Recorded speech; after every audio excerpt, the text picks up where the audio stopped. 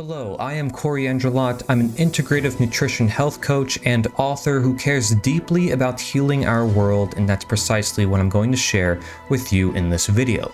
This is an exclusive report for the Liberator 2 News, and on behalf of Health Revealed, an unprecedented initiative in transforming medical and political systems, and the greatest work in history perhaps on the untold and untaught psychology of authoritarianism.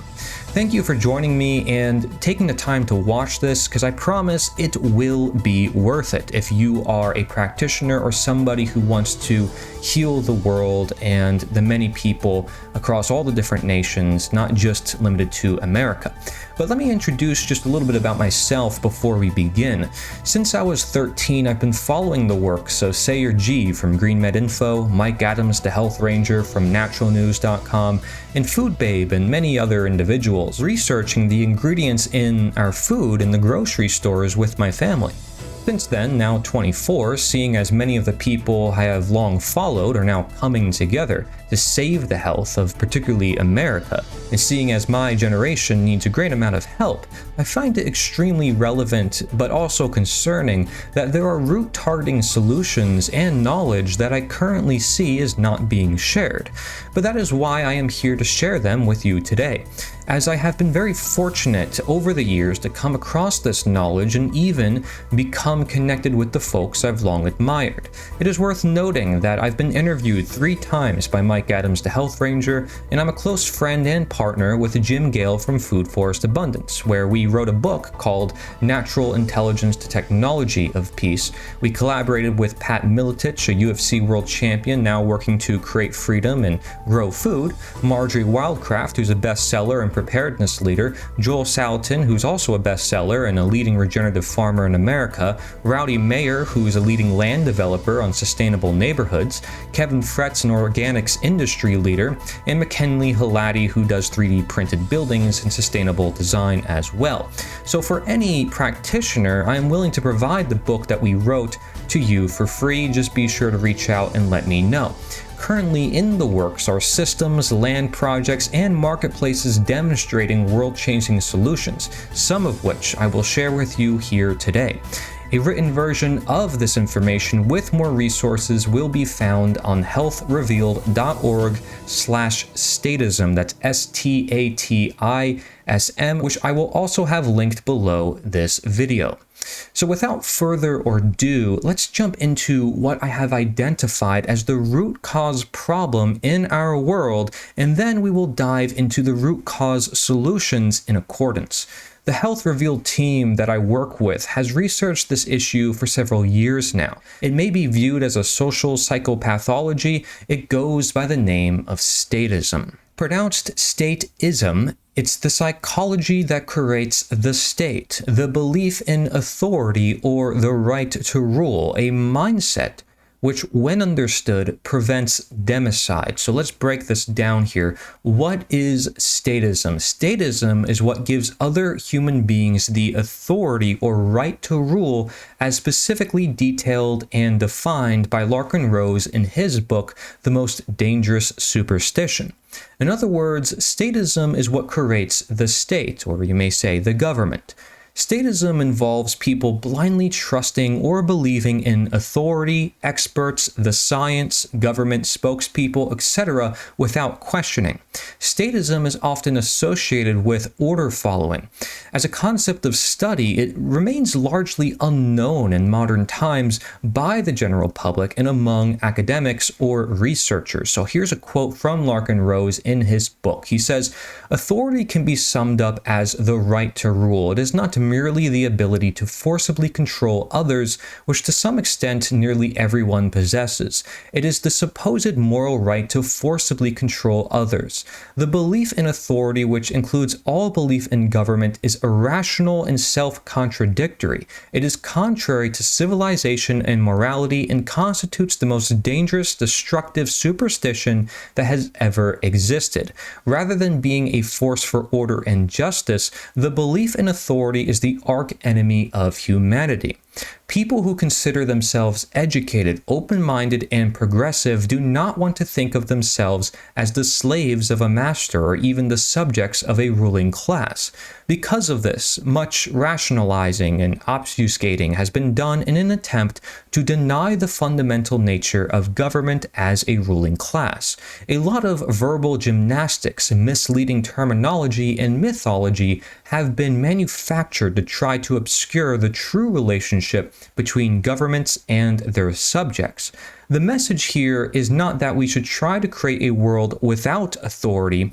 Instead, the message is that it would behoove human beings to accept the fact that a world without authority is all that has ever existed, and that mankind would be far better off and people would behave in a far more rational, moral, and civilized manner if that fact were widely understood. To be blunt, the belief in authority serves as a mental crutch for people seeking to escape the responsibility involved with being a thinking human being. It is an attempt to pass off the responsibility for decision-making to someone else, those claiming to have authority.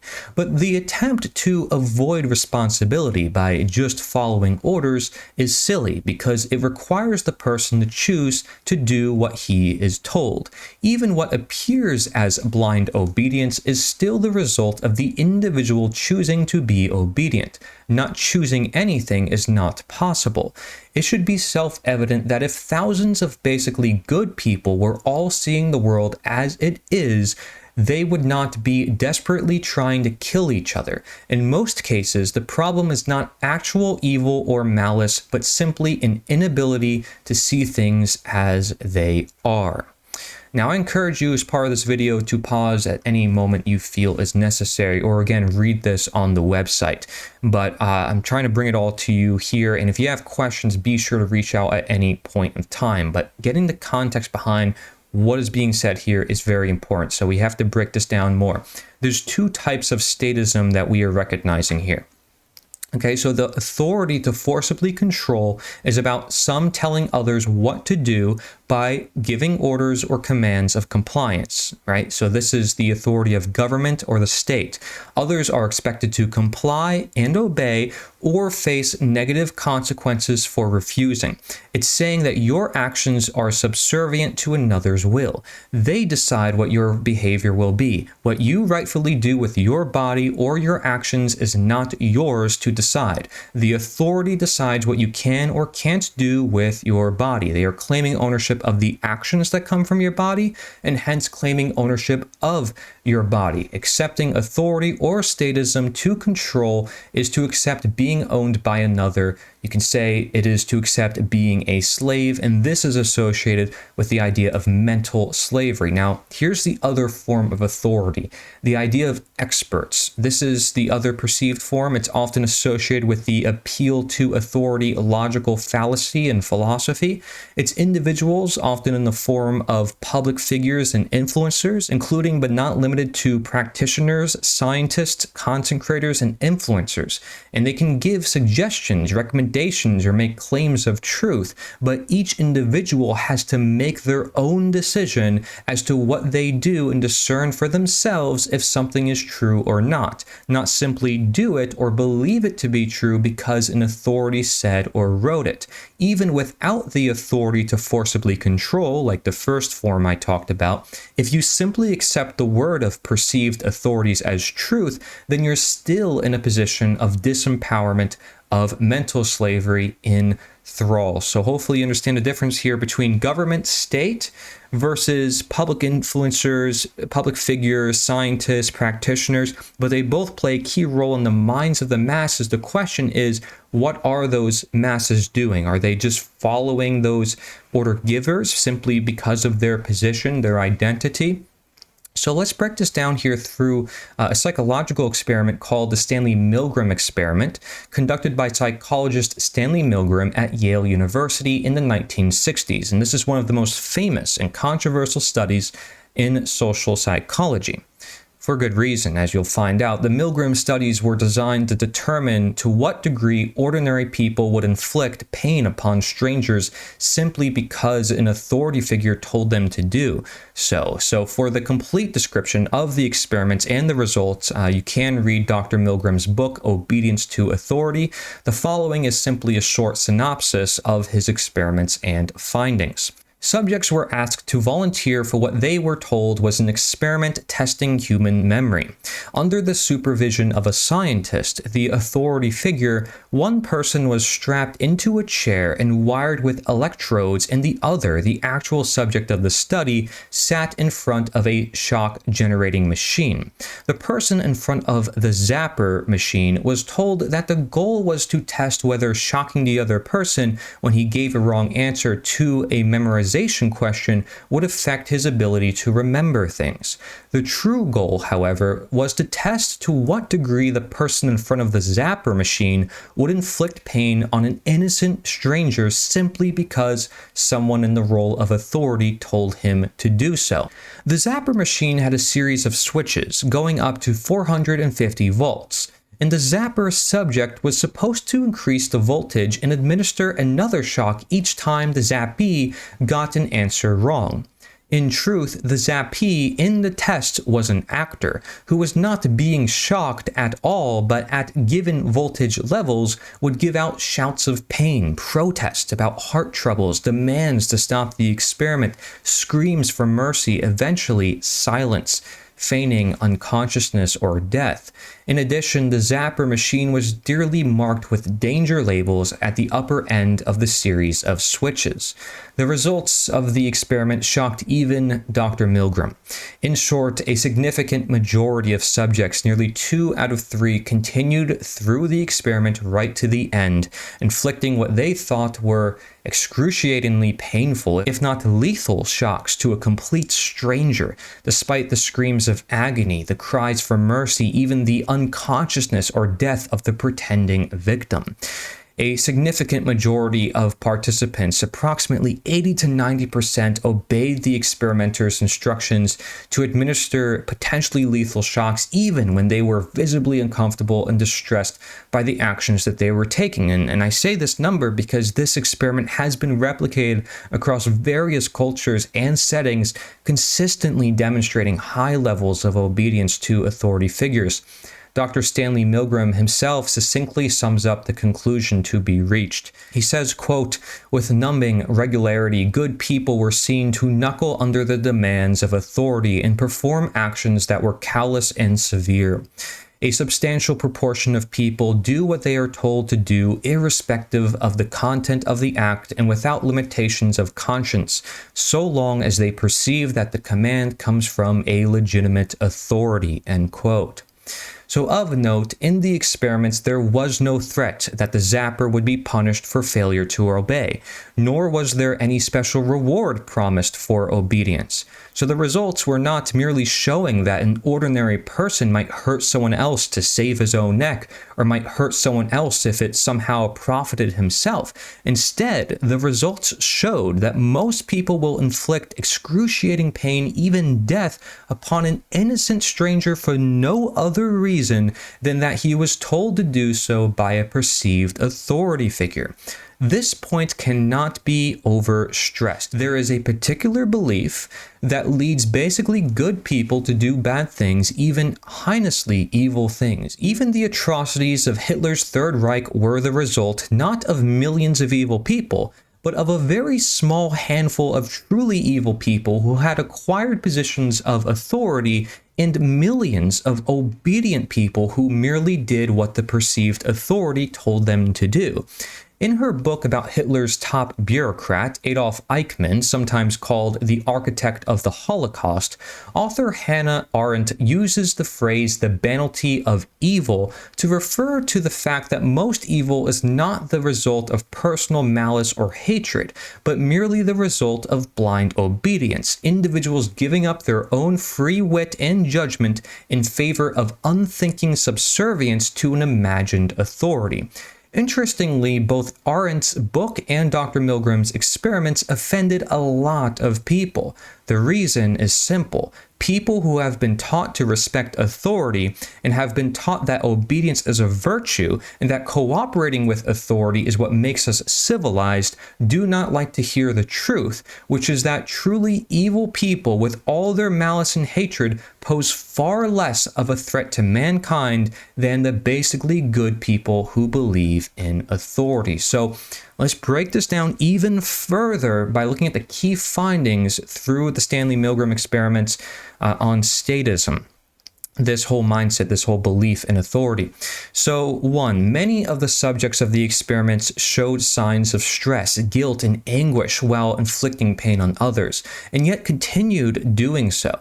This fact demonstrates that these were not simply nasty sadists waiting for an excuse to hurt others. They did not enjoy doing it. Furthermore, it shows that the people knew that they were doing something wrong and did it anyway because authority told them to do so. Some subjects protested, begged to be allowed to stop, trembled uncontrollably, even cried, yet most continued to the end of the experiment. The conclusion could hardly be more obvious. The belief in authority makes good people commit evil. Now, number 2, the subject's income level, education level, age, sex, and other demographic factors seem to have little or no influence on the results. Statistically speaking, a rich, cultured, educated young woman will obey an authoritarian command to hurt someone else just as readily as an illiterate, poor, male, manual laborer will. The one common factor shared by all of those who continue to the end of the experiment is that they believed in authority. Again, the message to be learned, however troubling it may be, is logically inescapable. Regardless of almost any other factors, the belief of authority turns good people into agents of evil. Number 3, the average person, when the experiment is described to him, not including the results, guesses that the compassion and conscience of most people would prevent them from continuing through the entire experiment. Professional psychiatrists predicted that only about 1 in 1,000 would obey to the end of the experiment, when in reality it was about 65%. And when the average person who has not actually been tested is asked if he personally would have gone to the end of the study if he had been tested, he usually insists that he would not have, yet the majority do. Again, the message is troubling but indisputable. Almost everyone hugely underestimates the degree to which the belief in authority, even in himself, can be used to persuade good people to commit evil. Number 4, Dr. Milgram also found that some test subjects, defying all reason, were determined to blame the results of their own blind obedience on the victim, the one being shocked. In other words, through whatever twisted mentality it took, some of those doing the shocking imagined that the one being shocked was somehow to blame for his own suffering. With that in mind, it should come as no surprise that when police officers are caught assaulting innocent civilians, or when soldiers are caught terrorizing or murdering civilians, or when prison guards are caught torturing prisoners, talk about the Stanford prison experiments, their defense is often to blame the victim, no matter how much the authoritarian aggressors have to mangle the truth and logic in order to do so. Interestingly, even though at the Nuremberg trials, just following orders was not accepted as a valid excuse for what the Nazis did, it is still the standard response from countless soldiers, police, tax collectors, bureaucrats, and other representatives of authority whenever the morality of their behavior is questioned. Both in Milgram's experiments and in countless real-life abuses of power, those who intentionally hurt others simply fall back on the standard excuse, claiming that they were not personally responsible because they were merely following orders. In the Milgram experiments, several subjects even directly asked the authority figure which of them was responsible for what was happening. When the authority figure said that he was the one responsible, most subjects went on without further debate, apparently comfortable with the notion that whatever happened from then on was not their fault, and they would not be held liable. Again, the message is difficult to escape. The belief in authority allows basically good people to disassociate themselves from the evil acts that they themselves commit, relieving them of any feeling of personal responsibility. Now finally, number 5. When it was left up to the zapper what voltage to use, only very rarely would he go above 150 volts, the point at which the one pretending to be shocked said he did not want to go on. It is very important to note that up to that point, and almost all subjects made it to that point, the zappee let out grunts of pain but did not ask for the experiment to stop.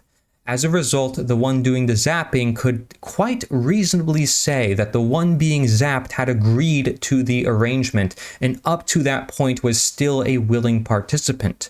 Interestingly, of the few subjects who did not go all the way to the end, many of them stopped as soon as the zappee said he wanted out. This could be dubbed the libertarian line, since once the zappee asks to be unstrapped, for the zapper to continue anyways constitutes initiating violence against another, the exact thing libertarians oppose.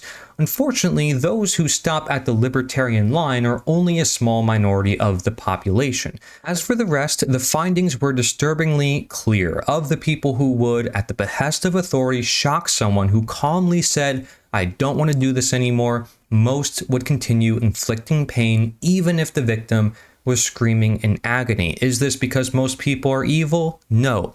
It is because they have been conditioned to do as they were told and have been indoctrinated into the most dangerous superstition of all, the belief in authority. Now, it should be noted that even Dr. Milgram could not escape his own indoctrination into the cult of authority worship. In passing, and with very little comment, even he opined that we cannot have a society without some structure of authority. He made a weak attempt to defend teaching obedience to authority by saying obedience is often rational. It makes good sense to follow the doctor's orders, to obey traffic signs, and to clear the building when the police informs us of a bomb threat. Yet none of these examples actually requires or justifies a belief in authority. Despite the way people often talk, doctors do not give orders. They are authorities in the sense that they are knowledgeable in the field of medicine, but not in the sense of having any right to rule. Again, remember, those two different forms of authority. As for the other examples, the main reason to observe the rules of the road or to leave a building with a bomb in it is not because obedience to authority is a virtue, but because the alternative is injury or death. If some non-authority in a theater pulls a bomb from under his seat, held it up for all to see and said, "Hey, bomb, let's get out of here," would everyone else stay where they were because the person was not perceived as an authority? Of course not. And if government repealed the law saying which side of the road everyone should drive on, would people start randomly swerving around? Of course not. They would keep driving on the right side because they do not want to crash into each other. So even though Dr. Milgram clung to the notion that the belief in authority is sometimes necessary and good, he gave no rational argument to support such an assertion, or he didn't make that distinction between the different types of authority. It is a testament to the strength of the myth of authority that even someone who had witnessed what Dr. Milgram had witnessed was still unable to completely give up the superstition. After Dr. Milgram publicized his findings, many were shocked and dismayed by the extent to which normal people were willing to inflict pain or death upon innocent strangers when instructed to do so by a perceived authority.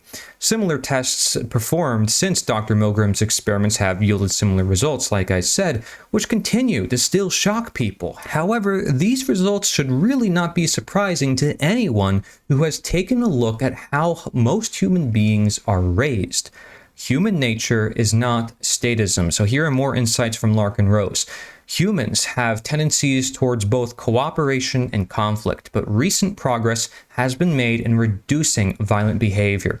We can look at ending chattel slavery in the 1800s or even the civil rights movement. And there is such a notion of leadership, and that involves voluntary cooperation and consent. But statism involves forceful domination against one's will. The desire for leadership, like going on a camping trip and saying this person is in charge, is natural, but this differs from accepting violent rule. Statism requires extensive indoctrination and propaganda. Most living beings instinctively resist captivity and domination. If statism and authoritarian rule were truly part of human nature, we would see people actively seeking to be dominated, which is not the case. The Stanley Milgram experiment did show that people are able to say no and not comply with an authority figure, so it's totally possible. In addition, you look at the ancient Chinese philosophy of Taoism, and it clarifies how our nature is that of spontaneous order, often considered the first anti-statist philosophy. So there is backing behind this idea of human nature not being in line with statism.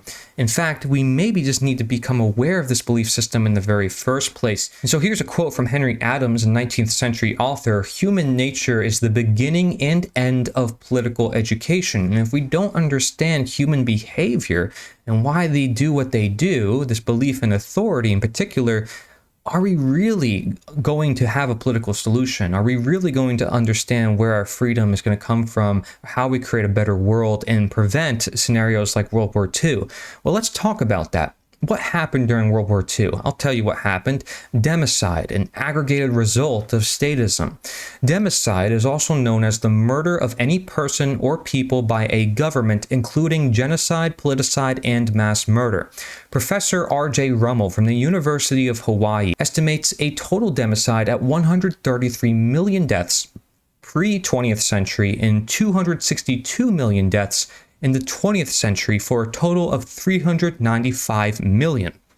Now, this is just one statistic.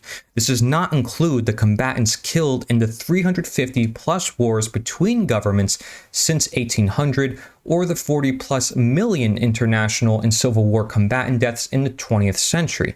Democide is often considered the top cause of unnatural death, beating all non-medical causes, with lingering question as to how the state may interfere with medicine and vice versa, or the momentary spikes in state warfare.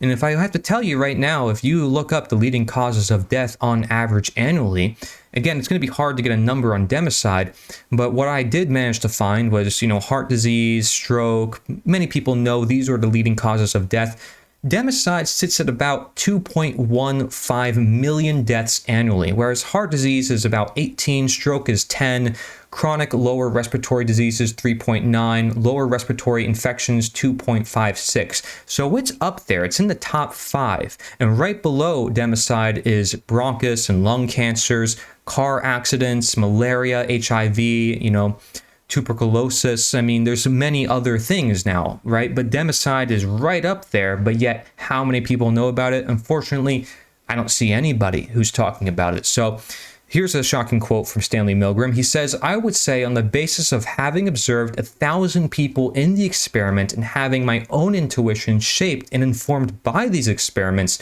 that if a system of death camps were set up in the United States of the sort we had seen in Nazi Germany, one would find sufficient personnel for those camps in any medium-sized American town." So that should concern you. And this also raises questions for medicine and medical authorities. How much do people perceive their doctor as an authority over their own health? So it gives them an excuse to not take control over their own health. So that's just an example in the medical realm. But as a whole in our lives, we need to learn how do we take control of ourselves. So let's understand then the solution. We understand the problem. Hopefully you understand the problem. What is the solution? Well, anti-statism is what I'm going to put this under a branch of, okay? It's the foundation of voluntarism, applying the principles of self-ownership and never suppressing your conscience. What is anti-statism? Anti-statism consists of non-violent solutions or solutions which dispose of violence by the state, i.e., statism, democide, slavery, war, or capture, which includes but is not limited to mass-scale approaches such as civil disobedience, or just saying no on a mass scale, non-violent resistance, ideological approaches such as voluntarism, or abolitionism, live and let live, natural moral law, the golden rule, the non-aggression principle, or agorism, economic and self-reliance approaches such as permaculture or food forestry, counter-economics, therapeutic approaches such as somatherapy or gestalt therapy, or individualistic approaches such as unschooling, the Socratic method, dialogical methods, moral suasion or moral education, or the voluntary application of spirituality and self-defense. So let's break some of this down. Psychological insights for a voluntary or anti-statist or truly free world. Here's a quote from Herbert Spencer, a psychologist. As a corollary to the proposition that all institutions must be subordinated to the law of equal freedom, we cannot choose but admit the right of the citizen to adopt a condition of voluntary outlawry. If every man has freedom to do all that he wills, provided he infringes not the equal freedom of any other man, then he is free to drop connection with the state, to relinquish its protection, and to refuse paying towards its support. It is self-evident that in so behaving he in no way trenches upon the liberty of others, for his position is a passive one, and whilst passive he cannot become an aggressor. Not only does magisterial power exist because of evil, but it exists by evil. Violence is employed to maintain it, and all violence involves criminality. Now, I want you to look at Abraham Maslow's hierarchy of needs chart, because Abraham Maslow understood this idea of statism that I'm sharing with you here today. Here's a quote from Dennis Fox, a psychologist who dived deep into this issue, looking at many different works. And he first mentions Paul Goodman, who pointed out something that he called the anarchist principle, which holds that valuable behavior occurs only by the free and direct response of individuals or voluntary groups to the conditions presented by the historical environment, and that it's a social psychological hypothesis with obvious political implications. Now, Abraham Maslow, like the chart that you saw, too, approved of the anarchist emphasis on an ecological relationship with nature, its stress on decentralization, local autonomy, and personal responsibility, and its mistrust of force, large organizations, and large accumulations of power. Deploring the fact that most intellectuals know little or nothing about philosophical anarchism, he said in his own words, he went on to identify anarchy as the level of organization in politics and economics for those who have transcended self-actualization. So at the top of his hierarchy of needs chart. In The Farther Reaches of Human Nature, Maslow discussed the idea of a decentralized and anarchic society, emphasizing local autonomy, personal responsibility, and a mistrust of large organizations. He believed that a society could be voluntary, productive, and ethical. Now, many anthropologists have contended that the small egalitarian anarchy is the oldest type of polity and one which has characterized most of human history.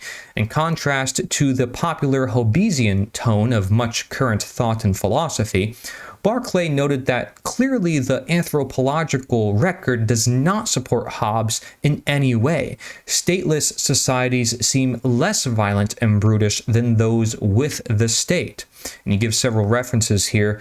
He says, refusing to consider anarchist perspectives and failing to question our own basic assumptions may ultimately lead to tragedies that could otherwise be avoided. Now, there's many researchers, we have hundreds in Health Revealed. Here's Thomas Swaz, a psychiatrist and author. He places the development of the therapeutic state within a historical context, comparing it to other forms of social control. He draws parallels between modern psychiatric practices and historic events like the witch hunts and the Inquisition.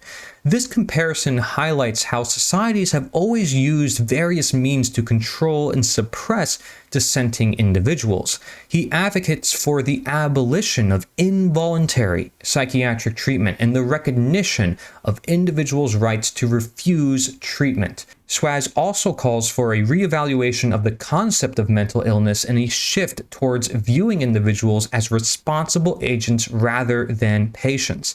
Mary J. Ruwert, PhD, in her book Healing Our World, cites over 1,000 studies illustrating how libertarian principles have worked in real-world scenarios to improve lives and improve healthcare. And libertarian is just another way of saying voluntarism. Anarchism is another way of saying this as well. The main idea here is that we can live in a voluntary world, and just as we value consent and voluntary interaction within medicine, why don't we apply this within politics, is my question to you.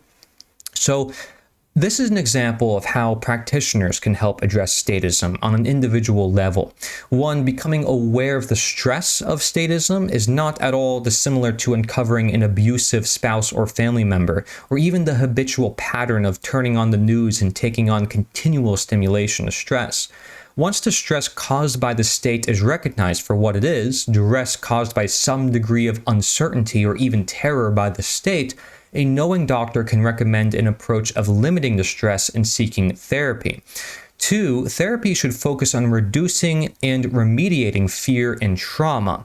Number 3, since statism is so common and not likely to become an official DSM label, we can bypass all of the above easily by keeping therapy directed at it in a personal improvement category. In other words, one does not need to get diagnosed with statism or even know that they had such a mindset until after they have safely overcome it and can now look back on their earlier state of mind as a comparison. And Larkin Rose even says that he became an accidental anarchist through the knowledge of understanding statism.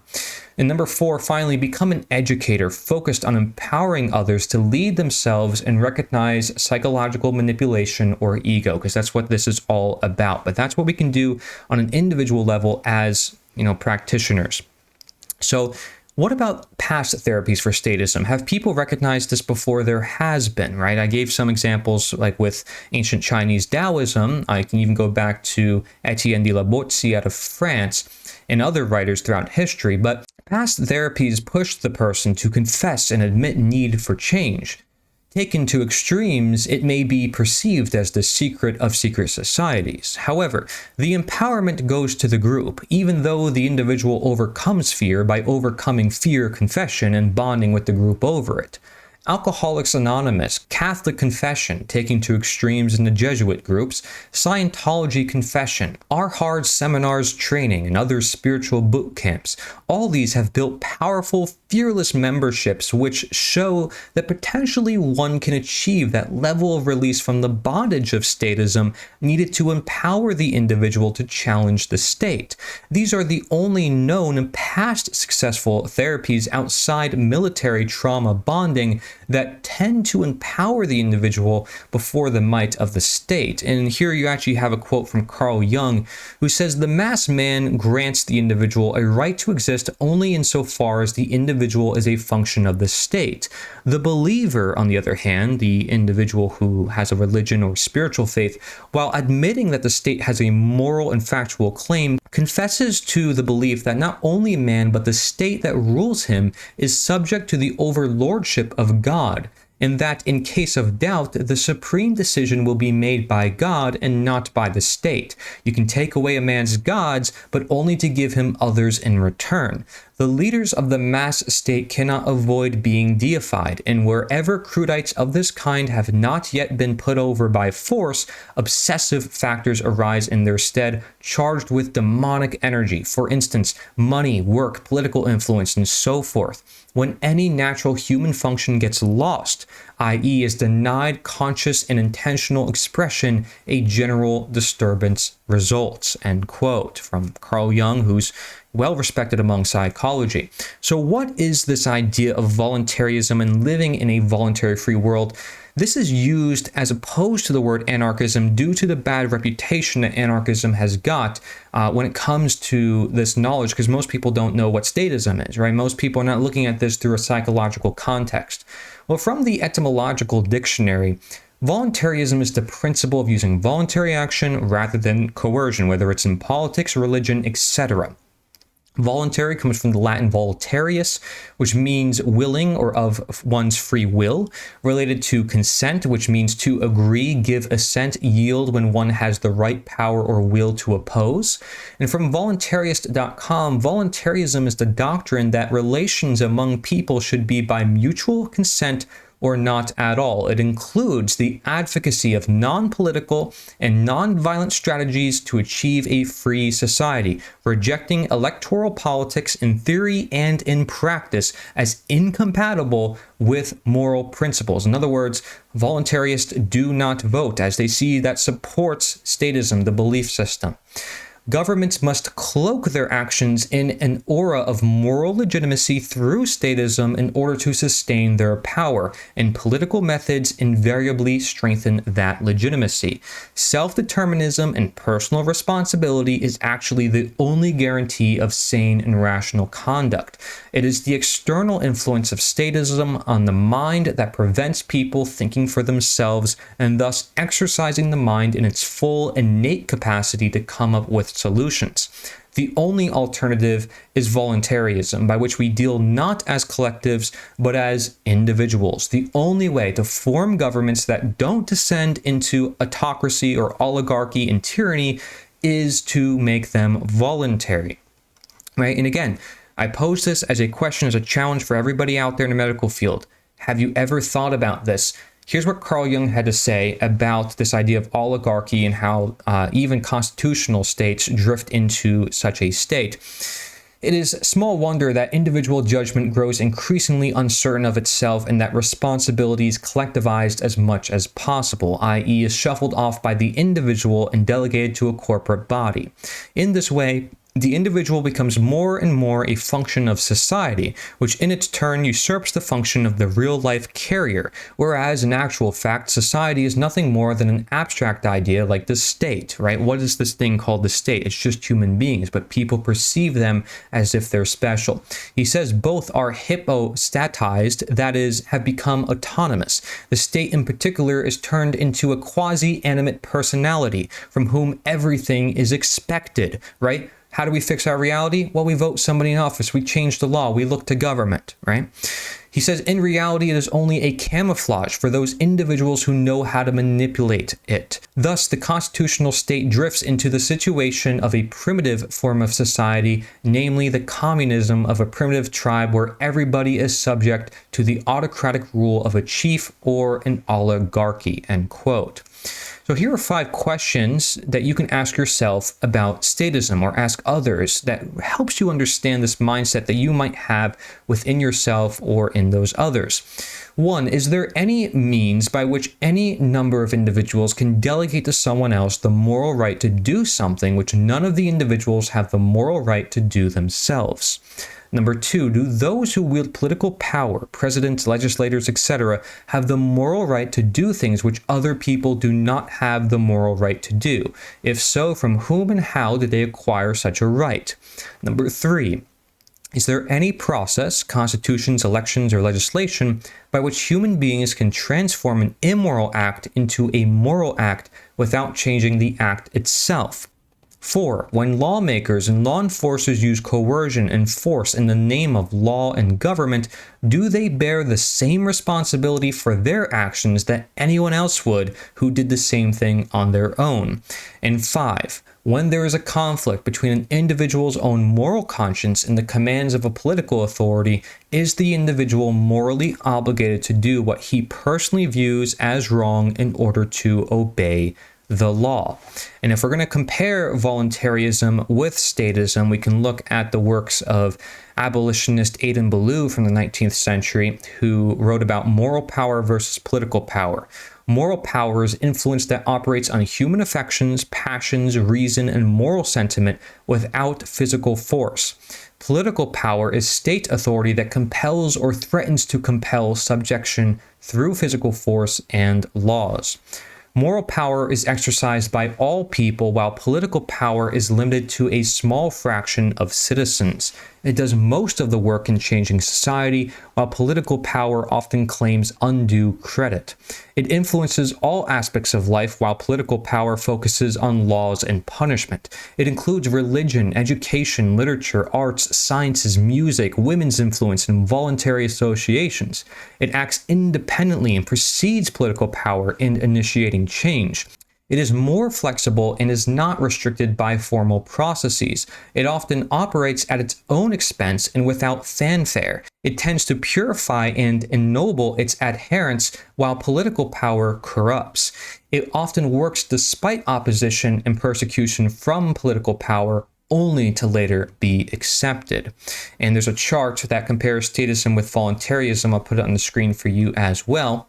And here's a quote from Herbert Spencer, again, psychologist, who talks about this. If you lose all respect for the rights of others, and with it your own self-respect, if you lose your own sense of right and fairness, if you lose your belief in liberty, and with it the sense of your own worth and true rank, if you lose your own will and self-guidance and control over your own lives and actions, what can all the buying and trafficking, what can all the gifts of the politicians give you in return? That moral sense whose supremacy will make society harmonious and government unnecessary is the same moral sense which will then make each man assert his freedom even to the extent of ignoring the state. It's the same moral sense which, by deterring the majority from coercing the minority, will eventually render government impossible, he says. And as what are merely different manifestations of the same sentiment must bear a constant ratio to each other, the tendency to repudiate governments will increase only at the same rate that governments become needless. As fast as voluntary cooperation is abandoned, compulsory cooperation must be substituted. Some kind of organization labor must have, and if it is not that which arises by agreement under free competition, it must be that which is imposed by authority. Pictures of the slave and the tyrant are exhibited to excite its abhorrence. A state of pure freedom is described to it as the one to be loved and hoped for, and it is made sensible of the sacredness of human rights. After men's minds have been for many years thus exercised and stimulated, a sufficiently intense manifestation of feelings is produced, and then comes the reform. But this feeling mark proceeds from that same combination of facilities by which, as we have seen, free institutions are upheld and made practicable.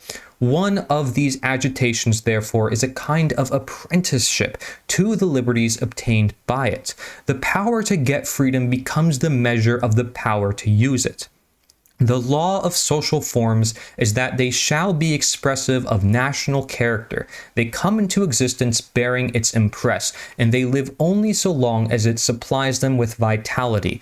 Now, a general dissatisfaction with old arrangements is a sign that the national character requires better ones. And I would say, if you're watching this in 2025 with RFK Jr. and what's going on right now in medicine and in the political world, there's definitely this national character that's developing, and people are really looking for the answers. Do they understand statism? Do they understand authoritarianism? I'm going to put a chart on the screen, the roots to statism, right? Order following, ignoring conscience, abdicating responsibility, insecurity, indoctrinated superstition, groupthink, social conformity, fear, trauma, and ignorance. Can we understand the roots as to why people believe in authority so much? And as Largan Rose said before, it often has to do with their upbringing. You know, we look at trauma, we look at many different problems in health. It has to do with people and their upbringing. The school systems are government operated. We can change that, and there are different solutions that people can use.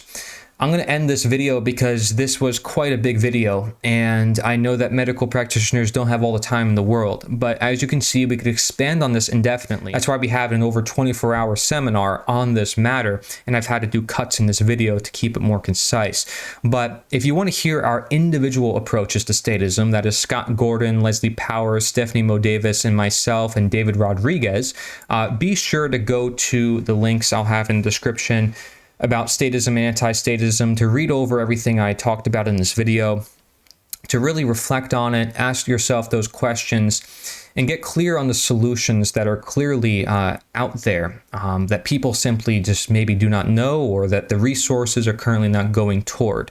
I believe when people have this knowledge, it will lead them to all the different solutions. They're going to be motivated to act, and it's because it's root targeting.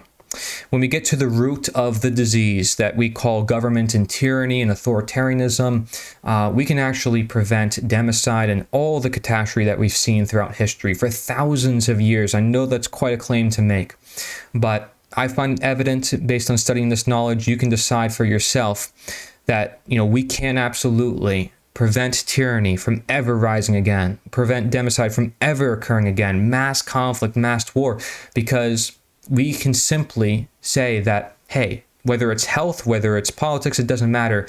We need to empower individuals. Okay, that's what it all comes down to. The stark reality is that there can never be a political solution that is long-term, that is not asking for permission and not creating an inauthentic or irresponsible world. What we must know above all is that freedom is health, freedom is order, and that controls created by statism upon freedom is a world of disease and chaos. Man cannot become God or nature. Man shall not rule over another man. Let food be thy medicine, but let freedom in nature be thy practitioner. Thank you for watching. healthrevealed.org